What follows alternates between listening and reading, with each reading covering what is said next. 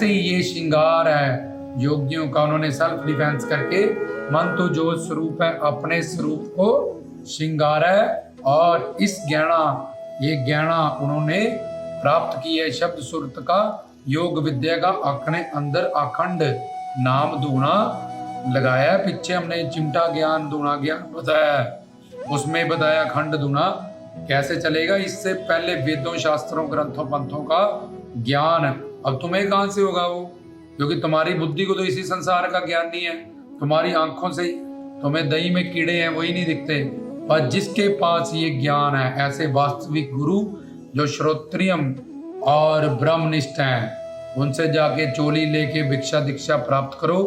और ये डमरू शिव का जो नाद किस तरह से शब्द तुम्हें सुरती तक ले जाएगा, सुरती में अनहद नाद है, उस तक तुम्हें पहुंचना पड़ेगा। शब्द से सुरत तक, आत्मा तक, और आत्मा में जो अनहद नाद है और उसकी सुरत धुन चेला, उसकी लय से फिर तुम आगे का रास्ता गुरु के माध्यम से यहीं बैठे कमरे में बैठे घर में बैठे मिनटों में सचखंड और मिनटों में संसार में वापिस आ सकते हो, अगर तुम्हें सही साधना सही गुरु, और अगर तुम सेल्फ डिफेंस करते हो अपनी कमाई का, अपनी साधना का, अपनी सिमरन का। अगर तुम एक तरफ एक कदम आगे के एक पीछे आए गए, द रिजल्ट इज 0। ठीक है, एक कपड़े को गंदे पानी से धोया, साफ से धोया, रिजल्ट उसका 0 रहा।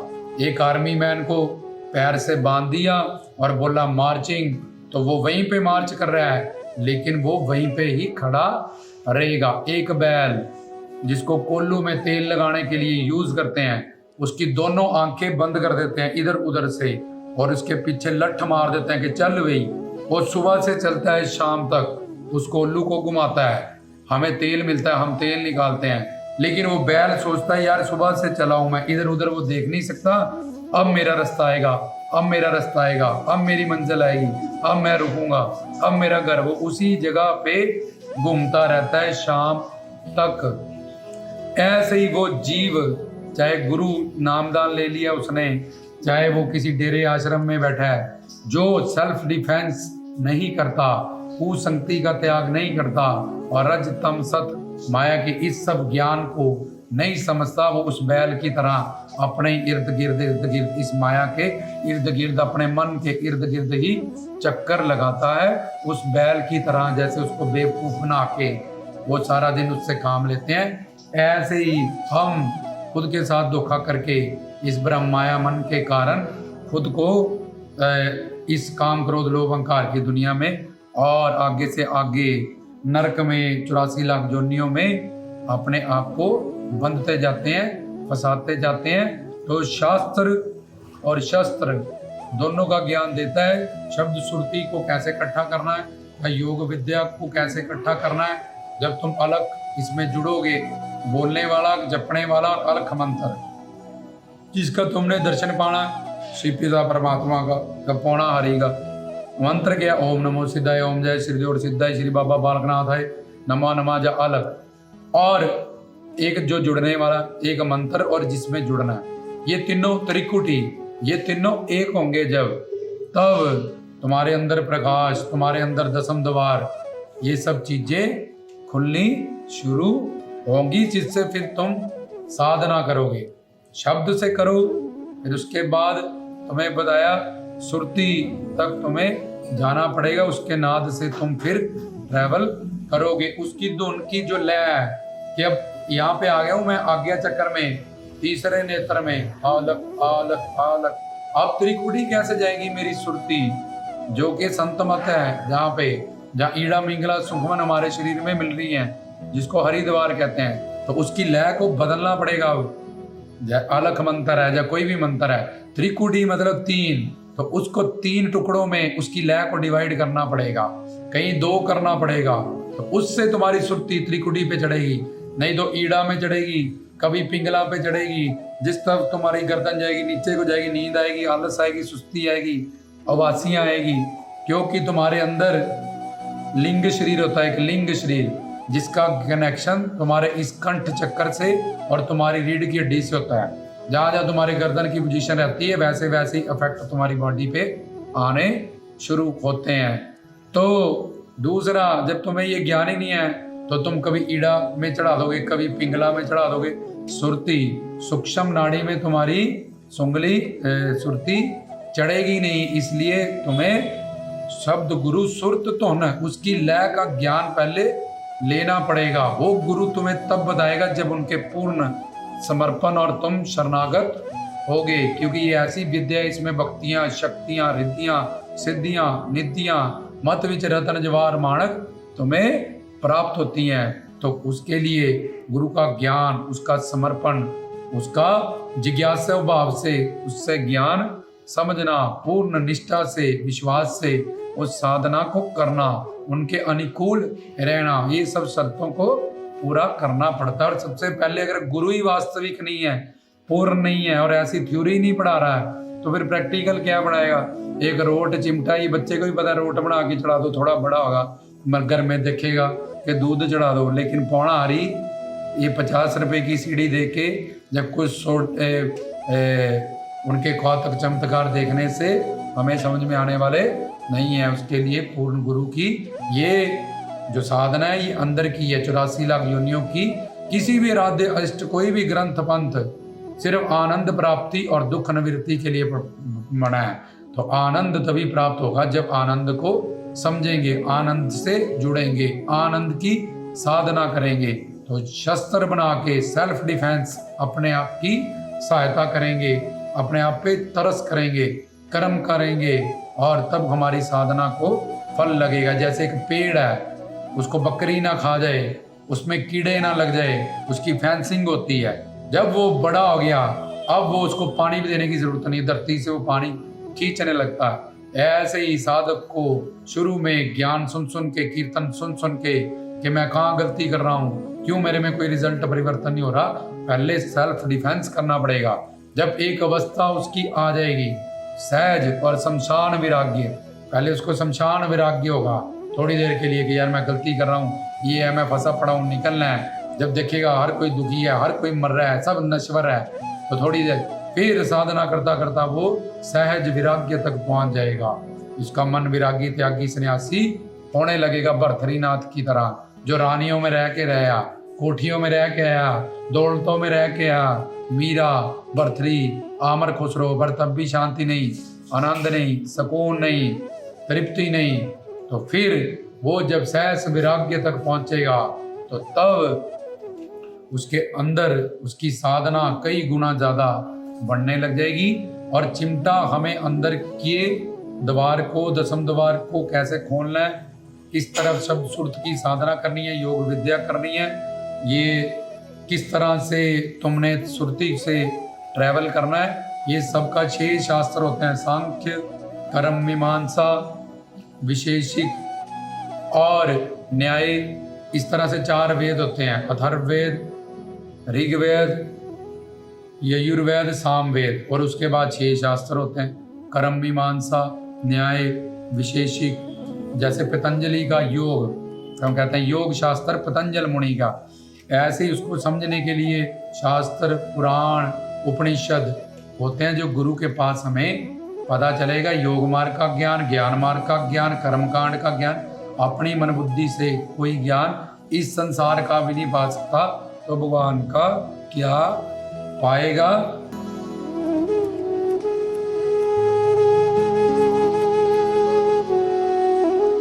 तो शब्द ये चिमटा शस्त्र प्लस शास्त्रों का ज्ञान जो गुरु के पास है, इन दोनों का प्रतीक है। किस तरह से हमने अखंड धुने तक पहुंचना है, जहां फिर बार बार लकड़ी, बार बार पाथियां नहीं लगाने की जरूरत है, उसमें वो ऐसा अंदर चल जाएगा, प्रकट हो जाएगा, क्योंकि अंदर चिमटा गड़ा है, उसके अंदर त्रिशूल गड़ा है उसके।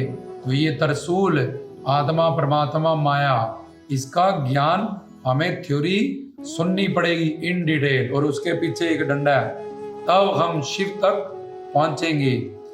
और चिमटा शब्द सुरती का ज्ञान, या योग विद्या का यम आसन, यम नियम आसन, प्राणायाम, प्रतिहार, धारणा, ध्यान, समाधि, ये योग विद्या का ज्ञान हमें धारणा क्या है, ध्यान क्या है, समाधि लीन क्या कैसे होना है। जब वो त्रिकटी होती है तो हम अपने आत्मा के रूप में ही साधक साध्य साधना की अपने आत्मा के रूप में हम स्थित होने लगते हैं और काम क्रोध लोभ अहंकार इनसे हम परे होने लगते हैं। फिर उस आत्मा के दर्शन दीदार तक पहुंचने के लिए भी गुरु की जरूरत है और वहां से फिर शिव पिता परमात्मा तक पहुंचने के लिए गुरु हमें ऐसी एक दिव्य शक्ति देगा जिससे हम फिर उस दिव्य शक्ति से, दिव्य दृष्टि से, दिव्य अंतःकरण से उस पौणाहारी के, लखदाता जी के, जहाँ भोले शंकर जी के जितने भी ये ईश्वरी शक्तियों से युक्त हैं उनका दर्शन दीदार करेंगे, उससे पहले नहीं। लेकिन तुम्हें अपने मन को इस शस्त्रों से और शास्त्र के ज्ञान से शुद्ध बनाना है, तन मन धन से उनकी सेवा करके गुरु की। और फिर बाबा जी शिव शक्ति गुरु ब्रह्मा गुरु विष्णु गुरु देव महेश्वरा, ये शिव पिता परमात्मा शिव शंकर के अवतार हैं पौणाहारी। पौणाहारी हमें गुरु के माध्यम से, जैसे भर्तृनाथ को उन्होंने शक्ति प्रदान की, वैसे हमें वो ये शक्ति प्रदान गुरु के माध्यम से करेंगे, जिससे हमें उनका भव्य दिव्य अद्भुत अलौकिक निर्वाण शरीर जो उसका दर्शन दीदार होगा। उससे पहले कोई जप तप हट पूजा व्रत ये सब हमें उनका दर्शन नहीं करवा सकता। या तो तुम बोले हो धन्य जाट की तरह कि उसको कह दिया और तुम्हारी ऐसी निष्ठा और श्रद्धा विश्वास है, लेकिन तुम तो बड़े चालाक हो, रोज काम क्रोध लोभ अहंकार की बातें करते हो, ये त्रिगुणात्मक माया तुम पे हावी है। दो बंदे, एक तो जो बोले हैं वो जल्दी अंधविश्वास में लाया, पौणाहारी के पास क्या है, माता रानी के पास जाओ, इन्होंने काम नहीं किया, अब इसके पास क्या है, लखदाता जी के पास जाओ, इसके पास क्या है, वहाँ जाओ, गुरुद्वारे जाना, अब वहाँ क्या है, चर्च जाओ। अब ये बोला बाला उसको पता ही नहीं बेचारे को ज्ञान क्या है, तो उसको कोई कह देगा ले कृष्ण जी ऐसे हैं तो भोलेनाथ को मानना था, भोलेनाथ तो ऐसे हैं, बस जल बनाओ भोलेनाथ हैं, मान जाते हैं। पार्वती ने कितनी तपस्या की, रावण ने कितने मान गए थे, क्या 10 सिर चढ़ाए रावण ने, तब वो माने हैं। पार्वती ने नारद को गुरु किया, उसका नाम ही काली पड़ गया, तब मानने जाके खाना भी छोड़ दिया, पीना भी छोड़ दिया, पत्ते खा के रहने लगे। और ऐसे अपने राज्य अष्ट से वो हमें, जब हमें ज्ञान ही नहीं है तो हम दर दर फिर भटकते हैं। और दूसरे जो अपने आप को बड़े समझदार, हमने प्रवचन सुना है, हम प्रवचन पे बैठते हैं, हमने तो गुरु जी के इतने लेक्चर सुन लिया, हमें थोड़ी करना है, हमने पता है, हमें नहीं अब जरूरत, हमने सुना है, वही तो टॉपिक हो रहा है। बार बार अनंत बार सुनो कि तुम्हारी बुद्धि में इतना कम विवेक है, उसमें तुम्हें 1% सिर्फ याद रहता है। और जीव माया गुण माया, ये जीव माया ये सिर्फ लेक्चर सुनने से, कलयुग में कीर्तन प्रधाना गुरु का सत्संग सुनने से ही वो जाएगी, किसी जप तप हट पूजा व्रत ये कर्म कांड से वो नहीं जान सकती, क्योंकि ये सारे शारीरिक है। गुरु की एक दिव्य अलौकिक आवाज होती है, हर जीव से संत की रसना, उनके परमात्मा शिव पिता परमात्मा ही उनकी जीवा से वो व्याख्यान वो लेक्चर परमात्मा ही साक्षात बोलते हैं, जिससे हमारे अंदर चोट होती है, जिससे हम हमारी आत्मा सुरती जागती है, अंदर हमें अपनी गलतियों का एहसास होता है।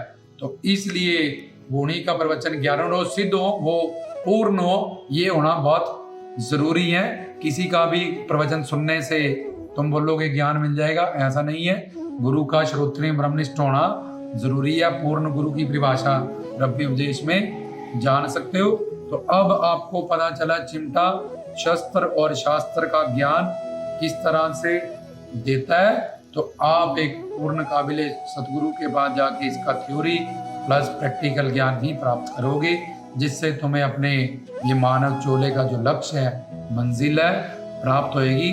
तब तक जब तक पट पूजा तीर्थ इसमें जब भटकते रहोगे तो ये सब तुमने अनंत जन्म तुम्हारे हुए और अनंत बार तुमने ये सब कुछ किया, लेकिन मैं कौन मेरा कौन ये नहीं समझा। सुख क्या है, आनंद क्या है, शांति क्या है ये नहीं समझा। हमें कामना क्यों हो रही है, सब कुछ पाके भी हम तृप्त क्यों नहीं है, जब हमारा पिता तृप्त है, पौणाहारी तृप्त है, शांत है, सुकून है, हम भटके क्यों हैं, हम उसकी संतान हैं, तो हम सच्चिदानंद क्यों नहीं है। आज तक आदि देवी गाद भौतिक अध्यात्मिक 84 लाख योनियों में क्यों भटक रहे हैं, कहाँ धोखा खा रहे हैं, क्या गलती हमारे एंड पे हो रही है, ये जब तक हमें एक पूर्ण गुरु समझा नहीं देगा तब तक हमें इस तरफ ये मानव चोला जिसके लिए मिला है उसकी मंजिल तो सेट है कि आनंद चाहिए, सुख चाहिए, शांति चाहिए, पर उसकी डायरेक्शन, उसकी दिशा गलत है, जिसके कारण हमारी की हुई भक्ति भी और ये सब कर्मकांड भी एंड में निष्फल हो जाता है। और रामदास की तरफ से गुरु प्यारी सारी साध संगत को निवेदन है कि इस चैनल को आप सब्सक्राइब और बेल आइकन दबा के रखोगे तो तुम्हारे पास अपडेट प्रवचन आते रहेंगे। जिन्होंने संगत सवालियों ने, गुरु प्यारी संगतों ने प्यार किया, उनका धन्यवाद करते हैं। आप ही की सेवा के लिए दास ने ये प्रवचन रिकॉर्ड किए हैं। और बाकी जो ईश्वर के सच्चे प्रेमी हैं, पक्के प्रेमी हैं, वाकई आनंद सुख शांति प्रेम चाहते हैं, तो उनके लिए ये प्रवचन बहुत सहायक हैं। और बाकी जो अभी संसार की व्यक्ति वस्तुओं के इच्छा वासनाओं में ही तृप्त हैं और उनको वहाँ से उजागर करने के लिए भी उनकी भी बहुत सहायता करेंगे। देखो, घर परिवार संसार ये भी परमात्मा ने दिया है, लेकिन ये व्यवहार करने के लिए, उपयोग करने के लिए हम यहाँ प्यार और उपभोग करने लगे तो उसके कारण हमें जो कुछ भी मांग रहे हैं, कहीं भी जा रहे हैं, उसके जो टारगेट है वो सुख है, शांति है, आनंद है। जब वही हमें नहीं मिल रहा तो वो चीज़ हमारे लिए क्या महत्वता की रह जाएगी। ये शरीर ही जब नहीं रहेगा तो इससे जुड़ी तो इसकी बातों की हमें समझ करनी पड़ेगी।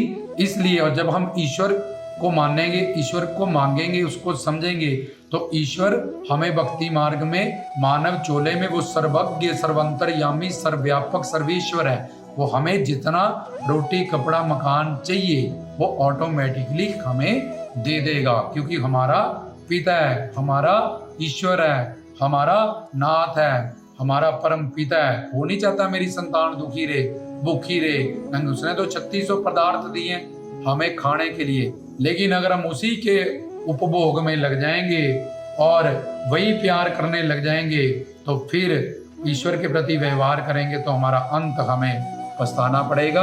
इसलिए घर परिवार संसार में रहते हुए जैसे शरीर के लिए सारा दिन कर्म कर रहे हो, ऐसे अपनी आत्मा जिसके कारण ये शरीर जिंदा है उसका कल्याण करने के लिए सिर्फ ये गोल्डन चांस है जो तुम्हें मिला है, जो 84 के 84 लाख शरीरों को नहीं मिलेगा। भगवान बोलेगा तूने शरीर से प्यार किया, ले तुझे शरीर और दे दिया, पर तूने काम, सोना, खाना पीना, सोना, भोगना, ये 4 काम किए, ये मानव शरीर में करने वाले नहीं थे, ये तो जानवरों के भोग जोनियों के।